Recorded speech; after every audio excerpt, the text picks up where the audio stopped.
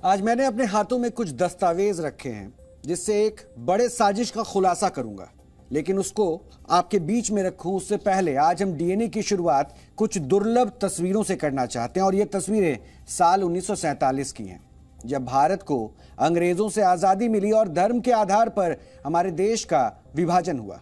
यानी ये वही समय था जब इस्लामिक कट्टरता की वजह से पाकिस्तान अस्तित्व में आया। उस समय आजादी के जश्न से बड़ा त्रासदी का ये दर्द था और इस मुश्किल वक्त ने भारत को यह सिखाया कि इस्लामिक कट्टरपंथ की जड़ें उसे अंदर से तोड़ सकती हैं। विभाजन के इस दौर में तब कुल 1,45,00,000 लोगों ने सीमा पार की थी, जिनमें से 72,26,000 मुसलमान भारत से पाकिस्तान चले गए थे, जबकि लगभग इतने ही हिंदू और सिख धर्म के लोग पाकिस्तान से भारत आए थे। और इस विभाजन को भारत कभी नहीं भूल पाया और आज भी ये सालता है। ये तमाम बातें आज हम आपको इसलिए बता रहे हैं क्योंकि एक बार फिर से भारत की संप्रभुता को चुनौती देने की कोशिश हुई है। और बिहार की राजधानी पटना के फुलवारी शरीफ में पुलिस ने 3 संदिग्ध आतंकवादियों को गिरफ्तार किया है। इन लोगों से पुलिस को कुछ दस्तावेज बरामद हुए हैं जिनमें यह लिखा है कि साल 2047 तक भारत में इस्लामिक शासन होगा। और इसके दस्तावेज का यह हिस्सा, ये 7 पन्नों का हिस्सा मेरे पास है। मैं इसको आगे आपके सामने और डिस्क्राइब भी करूंगा क्योंकि इसका शीर्षक है, यहां पे आप देखिए, इंडिया 2047। इसके अलावा फिर यहां पे है towards rule of Islam in India. ये डॉक्यूमेंट मैं अपने साथ लेकर आया हूं और आज हम इसे आपके लिए डिकोड भी करेंगे। लेकिन जो बड़ी बातें आपको समझनी है वो ये कि भारत में एक बार फिर से 1947 को दोहराने की कोशिश हो रही है। यानी ये ताकतें 2047 तक भारत को 100 साल पीछे 1947 के उस दौर में ले जाना चाहती हैं जब इस्लामिक कट्टरपंथ ने भारत को 2 हिस्सों में बांट दिया था। बड़ी बात यह है कि 1947 के बंटवारे में मोहम्मद अली जिन्ना ने बहुत बड़ी भूमिका निभाई थी, लेकिन यह भी सच है कि वर्ष 1940 तक उन्हें खुद यकीन नहीं था कि भारत के विभाजन से पाकिस्तान नाम का कोई देश भी बन सकता है। लेकिन इस्लामिक कट्टरपंथ ने विभाजन की इस कल्पना को सच करके दिखाया और भारत में एक बार फिर से 2047 तक इस्लामिक शासन लाने की कल्पना अब की गई। और यह बहुत खतरनाक है। हम फिर से कह रहे हैं, यह बहुत खतरनाक है। सबसे पहले आपको इस पूरे मामले के बारे में हम बताते हैं।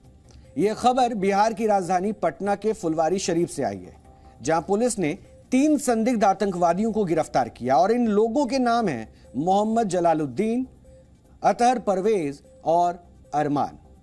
ये वो 3 आपके टीवी स्क्रीन पर हैं। इनमें से मोहम्मद जलालुद्दीन झारखंड पुलिस का रिटायर्ड सब इंस्पेक्टर रह चुका है, जबकि अतहर परवेज पहले सिमी नाम के आतंकी संगठन का सदस्य था जिस पर भारत सरकार ने प्रतिबंध लगा दिया था। इसके अलावा पुलिस का कहना है कि मौजूदा समय में Athar Parvez social democratic party of India यानी कि एसडीपीआई के लिए काम कर रहा था, जो पॉपुलर फ्रंट ऑफ इंडिया यानी कि पीएफआई की एक राजनीतिक इकाई है। और इन लोगों पर आरोप है कि ये 12 जुलाई को पटना में हुए प्रधानमंत्री नरेंद्र मोदी के एक कार्यक्रम में कुछ गड़बड़ी करना चाहते थे, जिसके लिए 6 और 7 जुलाई को फुलवारी शरीफ में एक बैठक भी हुई थी। इसमें तमिलनाडु, पश्चिम बंगाल और दूसरे राज्यों से कुछ संदिग्धों के शामिल होने का भी दावा किया गया। इसके अलावा एफआईआर में बताया गया कि इन लोगों ने फुलवारी शरीफ में एक जगह भी किराए पर ली हुई थी, जहां मार्शल आर्ट सिखाने के नाम पर मुस्लिम युवाओं का ब्रेन वॉश किया जाता था। उन्हें एक संप्रदाय विशेष के खिलाफ हिंसा फैलाने की ट्रेनिंग दी जाती थी। उन्हें सिखाया जाता था कि वो अपने समाज में जाएं और एक खास संप्रदाय के असामाजिक तत्व और उन्मादी सोच रखने वाले व्यक्तियों को चिन्हित करें, यानी उनको पहचानें और उन्हें इस मिशन में, जो एक संप्रदाय विशेष के खिलाफ नफरत फैलाने का मिशन है, उसमें उन्हें जोड़े। यानी आरोप है कि फुलवारी शरीफ में एक तरह से टेरर कैंप चल रहा था, जिसका मकसद था भारत में सांप्रदायिक दंगे भड़काना और इस्लामिक कट्टरपंथ और जिहाद के नाम पर दूसरे धर्म के लोगों को निशाना बनाना। मैं सबसे पहले आपको एफआईआर में लिखी कुछ बातें भी पढ़कर बताता हूं। ये एफआईआर की कॉपी मेरे पास है, जिसकी कुछ हिस्सों को मैं आपको पढ़ के बताता हूं क्योंकि ये लगभग 3 पन्नों की एफआईआर है जिसमें बहुत सारी बातें डिटेल में बताई गई हैं, लेकिन मैं उसमें से जो कुछ खास पॉइंट्स है वो आपसे साझा कर रहा हूं। इसमें यह जानकारी मिलती है, इसमें लिखा हुआ है बाकायदा, सूचना मिली है कि फुलवारी शरीफ थाना अंतर्गत कुछ संदिग्ध व्यक्तियों द्वारा प्रस्तावित प्रधानमंत्री के पटना भ्रमण के दौरान गड़बड़ी करने हेतु इकट्ठा हुए हैं और इनके पिछले एक पखवाड़े से इनकी ट्रेनिंग भी इनको दी जा रही है। यानी बाकायदा इस प्लानिंग के बारे में इस एफआईआर में मेंशन है कि प्रधानमंत्री का कार्यक्रम होना है, उस दौरान किस तरह से गड़बड़ी करनी है। दूसरी तरफ और भी जो पॉइंट्स हैं जो वाकई सबकी नजरों पे आना चाहिए, उसमें यह भी है कि जब इनके ठिकानों पर पुलिस पहुंची तो वहां गद्दों के नीचे से India 2047 towards rule of Islamic India internal document not for circulation, यानी ये डॉक्यूमेंट, इस दस्तावेज का जिक्र इस एफआईआर में है। इसमें इसका भी जिक्र किया गया है कि अंग्रेजी में लिखा हुआ 7 पन्ने का एक दस्तावेज मिला जो कुल 5 प्रति में है, यानी 5 कॉपीज वहां पे मिली थी, तथा पीएफआई 20 फरवरी 2021 हिंदी में लिखा हुआ 25 पर्चा और उर्दू में लिखा हुआ 30 पर्चा भी वहां पे मिला था। इस एफआईआर में ऐसी कई बातें हैं जिनको जानने के बाद आप हैरान भी हो जाएंगे और यह भी आप समझेंगे कि कितनी बड़ी साजिश चल रही थी। और 1947 में जब देश आजाद हुआ और उसके 100 साल बाद इनकी मंशा क्या थी, इस एफआईआर में लगभग इस बात का जिक्र कर दिया गया है, जिसे हम लगातार आपके बीच में उस दस्तावेज को हम रखने की भी कोशिश कर रहे हैं और आपको समझा रहे हैं। इसलिए मैंने कहा कि मैं एफआईआर की वो कॉपी लेकर आया हूं जिससे ये समझाऊं कि एफआईआर में जिन बातों को रखा गया है उससे साफ साफ इनके इरादे जाहिर होते हैं। सिर्फ इतना ही नहीं, इन प्रकार के लोगों के द्वारा फुलवारी शरीफ थाना क्षेत्र में अपनी पहचान छिपाकर बिना थाना को सूचित किए राज्य देश विरोधी मुहिम चलाना, देश की अखंडता को भंग करने हेतु अन्य देश से मदद लेने का आह्वान करना और 2 समुदायों के बीच विद्वेष फैलाने एवं समाज में अशिक्षित और बेरोजगार युवकों को अस्त्र शस्त्र का ट्रेनिंग देकर गुमराह कर शांति भंग करने का प्रयास करना एक दंडनीय अपराध है। यानी सीधे सीधे इस एफआईआर में कहा गया है कि लोगों को भ्रमित करने की कोशिश थी, गुमराह करने की कोशिश थी, सांप्रदायिक उन्माद फैलाने की कोशिश थी, और यह एफआईआर की कॉपी है जिसमें इन बातों का जिक्र है। लेकिन अब मैं थोड़ी देर में आपके बीच में इन 7 पन्नों में जो जहरीली साजिश चल रही थी इसको भी आपके सामने डिकोड करके बताऊंगा, क्योंकि इस मामले की जांच एनआईए ने अपने हाथ में ले ली है। और यह बात भी अब सबके सामने आ रही है कि जिस अतहर परवेज नाम के संदिग्ध आतंकवादी को पीएफआई का सदस्य बताया जा रहा है, उसका भाई मंजर परवेज पहले से बम ब्लास्ट के केस में जेल में बंद है। पुलिस की कार्रवाई में उसे ऐसी सामग्री भी बरामद हुई है जिसमें भारत को लेकर कई खतरनाक बातें लिखी हुई हैं।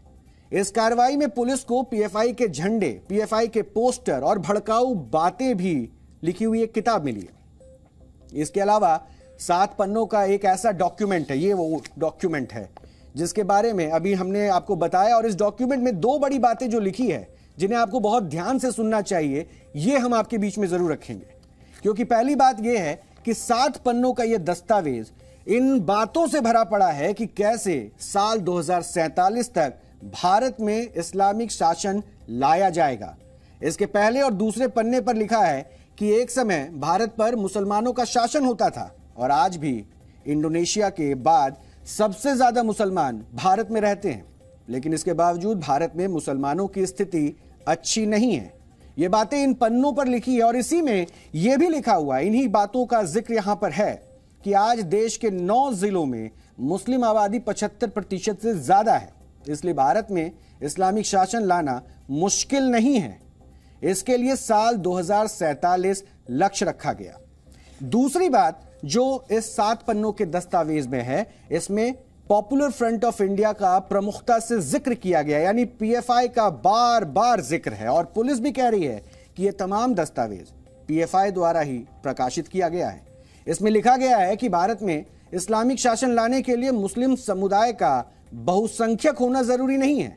अगर पीएफआई संगठन के साथ भारत की आबादी के 10% मुसलमान भी जुड़ गए तो ये लोग डरपोक हिंदुओं को दोबारा घुटने पर लाकर इस्लाम कबूल करवा देंगे।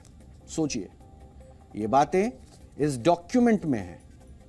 ये तमाम बातें इस डॉक्यूमेंट में लिखी गई हैं और इस खतरनाक लक्ष्य को हासिल करने के लिए इस दस्तावेज में 4 चरण भी बताए गए हैं, तरीके भी स्टेप बाय स्टेप बताए गए हैं, इसे डिफाइन किया गया है, बाकायदा समझाया गया है।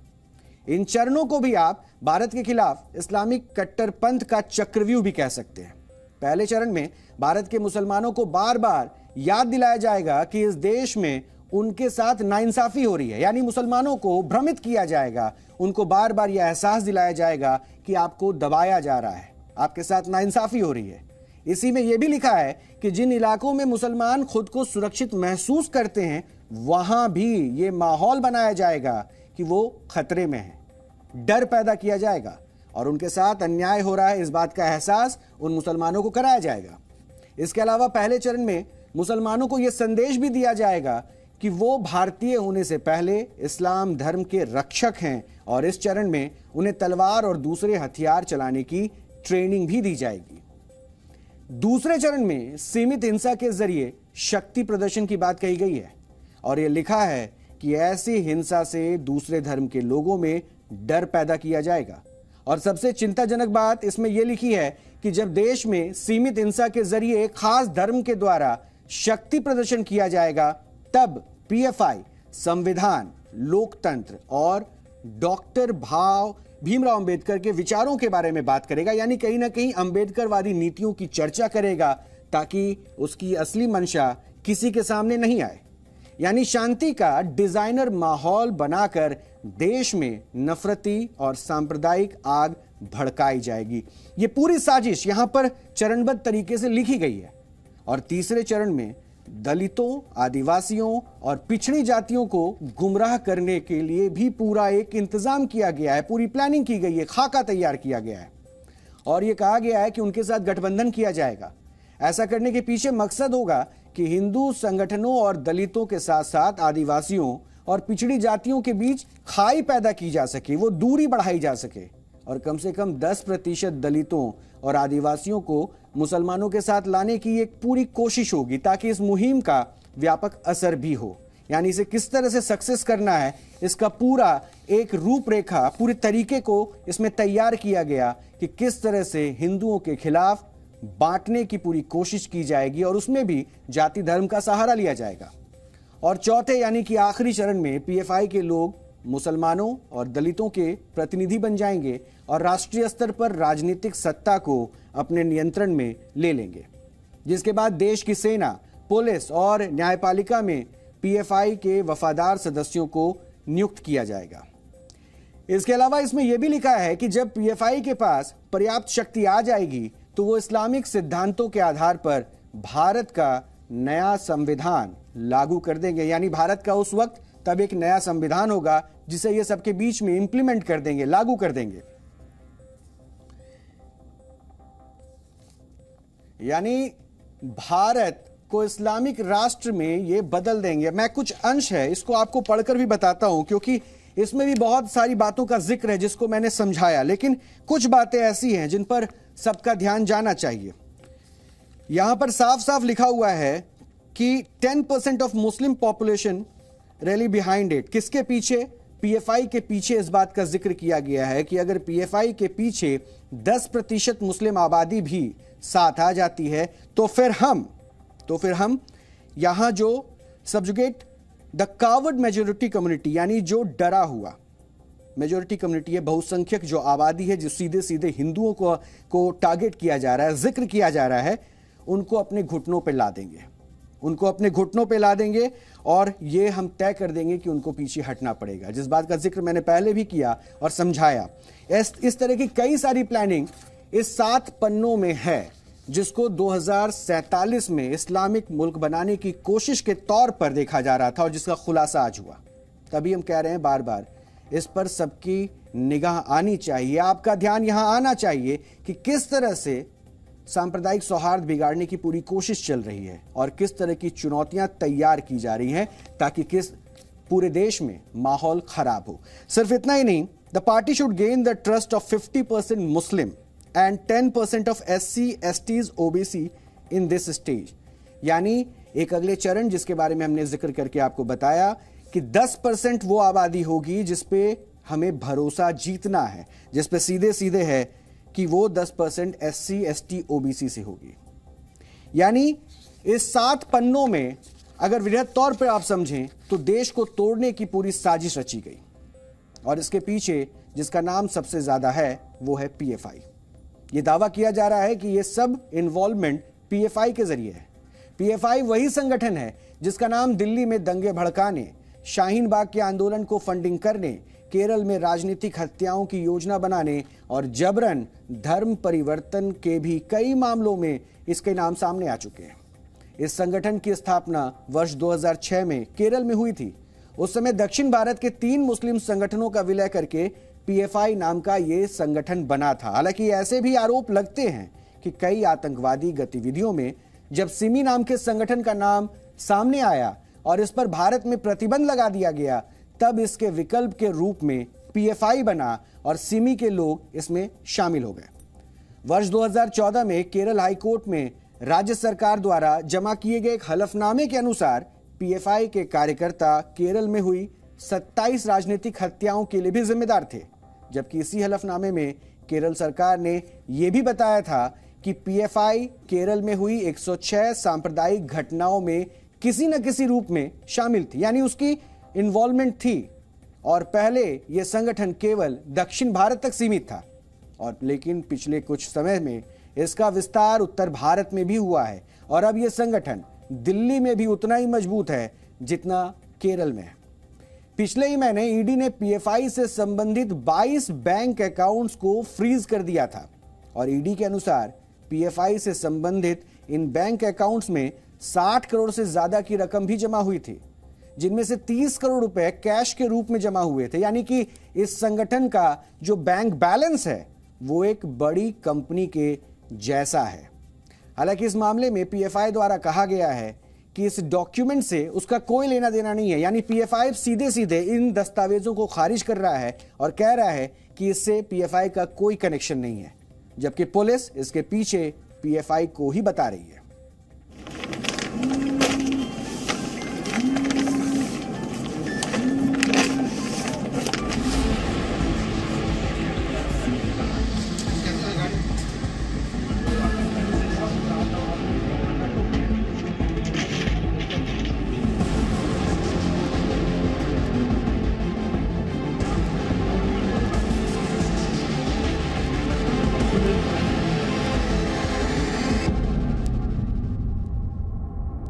Telephone records, technical evidence, CCTV footage से हम लोग जिस निष्कर्ष पर पहुंचते हैं उसके हिसाब से ये दोनों लोग मिलकर के वहाँ बहुत सारे लोगों की ट्रेनिंग कराए हैं। ये ट्रेनिंग में क्या क्या होता था? जो अभी तक हमें पता चल पाया हम लोगों को अनुसंधान के क्रम में, उसमें एक तो रेडिकलाइजेशन लोगों का, जो भी गुमराह बच्चे हैं या जो भी अशिक्षित बच्चे हैं उनको रेडिकलाइज करना, और उसके बाद 6 और 7 जुलाई को मार्शल आर्ट के नाम पर वहाँ पे चाकू तलवार की ट्रेनिंग दी गई, जो उन लोगों ने बताया है। ये लोग ट्रेंड होकर के 6 और 7 को जो इनकी ट्रेनिंग थी उसके बाद ये स्प्लिट कर गए हैं। स्प्लिट करके सोसाइटी में इनको ये पर्पस दिया गया था कि आप अपने जैसे ज़्यादा से ज़्यादा लोगों को तैयार करो। और जो सबसे ऑब्जेक्शनेबल है कि इंडिया 2047 जो हमारे से पहले तेलंगाना पुलिस ने भी रिकवर किया था, वहाँ भी केस हुआ था, उसमें जो 2047 का इनका मिशन है PFI का, वो बहुत ही ख़राब है। उसमें संप्रदाय विशेष के विरोध में बातें लिखी गई हैं, और 2047 तक वो इंडिया को कैसे इस्लामिक कंट्री बनाए इसके लिए वो अपना सारा टेक्निक और प्रिंसिपल्स डिस्कस किया गया है।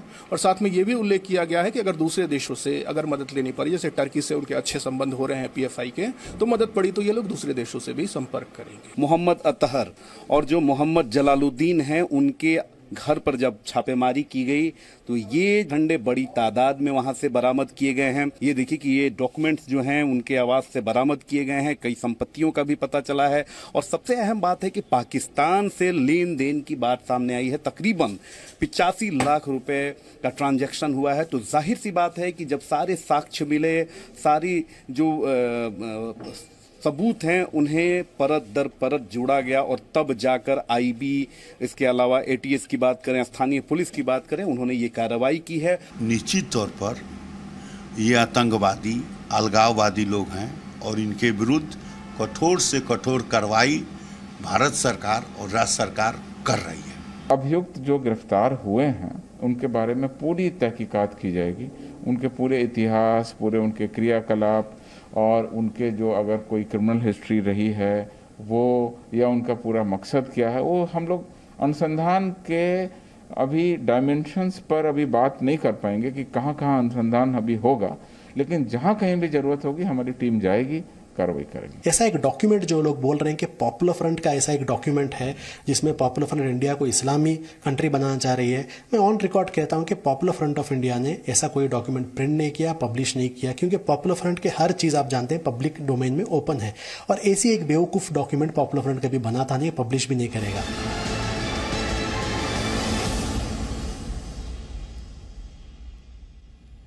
इस समय पूरी दुनिया में 50 से ज्यादा मुस्लिम राष्ट्र हैं, लेकिन हिंदू राष्ट्र एक भी नहीं है।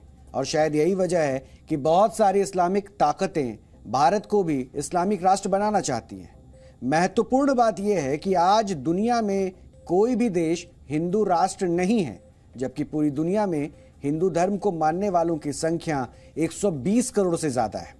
हिंदू दुनिया के 110 से भी ज्यादा देशों में रहते हैं, लेकिन इसे मानने वालों की सबसे बड़ी आबादी भारत और नेपाल में रहती है। और नेपाल कभी दुनिया का एकमात्र हिंदू राष्ट्र हुआ करता था, लेकिन वर्ष 2008 में नेपाल के संविधान में बदलाव करके उसे धर्मनिरपेक्ष देश का दर्जा दे दिया गया। और वर्ष 1977 में तत्कालीन प्रधानमंत्री इंदिरा गांधी ने भी भारत के संविधान में 42वां संशोधन करके इसकी प्रस्तावना से सेक्युलर शब्द को इसमें जोड़ दिया था। यानी पिछले कुछ दशकों में भारत और नेपाल जैसे देशों के बहुसंख्यक हिंदुओं पर तो धर्मनिरपेक्षता की जिम्मेदारी डाल दी गई, जबकि मुस्लिम बाहुल देश सेक्युलर से इस्लामिक रिपब्लिक या इस्लाम को राष्ट्रधर्म मानने वाले देश बनते चले गए। वर्ष 1956 में पाकिस्तान, वर्ष 1979 में ईरान और वर्ष 1980 में बांग्लादेश और वर्ष 2005 में इराक जैसे देश या तो पूरी तरह से इस्लामिक देश बन गए या फिर इस्लाम को इन्होंने अपना राष्ट्र धर्म मान लिया। पूरी दुनिया में करीब 190 करोड़ लोग इस्लाम धर्म को मानते हैं और इनमें से करीब 160 करोड़ लोग इस्लामिक देशों में रहते हैं, और इनमें से भी ज्यादातर देशों में धर्म का पालन करना चॉइस नहीं बल्कि मजबूरी है, क्योंकि लगभग सभी मुस्लिम देशों में धर्म के अपमान को अपराध माना जाता है। यानी अगर आप धर्म का अपमान कर रहे हैं तो ये क्राइम हो जाता है, और कुछ देशों में तो इसके लिए मौत तक की सजा का भी प्रावधान है। अब आप सोचिए कि कैसे पूरी दुनिया में इस्लाम का विस्तार किया जा रहा है और इसके तहत भारत को इस्लामिक राष्ट्र बनाने की साजिश भी रची जा रही है। और आज हम आपको इसी से सावधान करना चाहते हैं।